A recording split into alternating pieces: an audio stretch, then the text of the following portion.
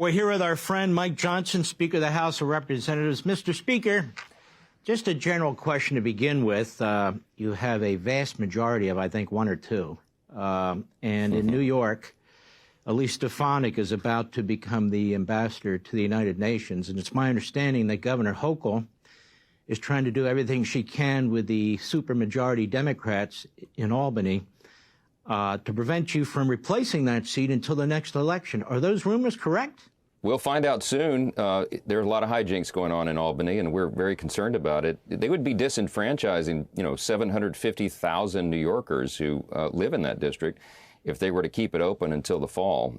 They would be doing that, obviously, to try to keep our majority as razor thin as possible. And it's unfair, and it looks like open political corruption, but they seem not to care in New York. Wow, and I thought they were the party of democracy. I guess I've been misled for a half a century. Mr. Speaker, my question to you is this. With the Republicans in the House of Representatives, surely they see the dire situation that we're facing. They see that President Trump is fighting mightily.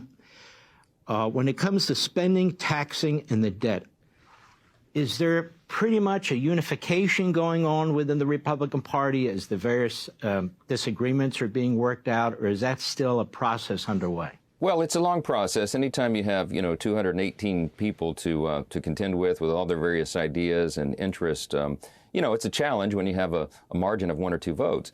But we'll get there because, look, I can tell you every single Republican in the House and the Senate have the same objective. We want to deliver on the America First agenda that President Trump campaigned on and that we all campaigned on, and all of its components. The way we get there is it takes a long, deliberative process. Why? Because we want to, for example, extend the Trump-era tax cuts. We have to, Mark, because you and I know if we don't, we'll have the largest tax increase in U.S. history at the end of this year when all those tax cuts expire. But the challenge we have is that to do that costs about $4.5 trillion.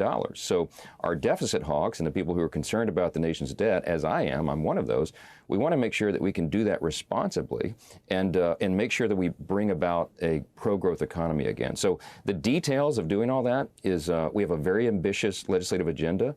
I believe that the one big beautiful bill that the president and I keep talking about, I believe it could be the most consequential piece of legislation in many decades for the country. So to get it right and to get all the various provisions of it correct just takes a lot of time, but we'll get there. We'll get there. And I'm excited about it and very optimistic about the outcome.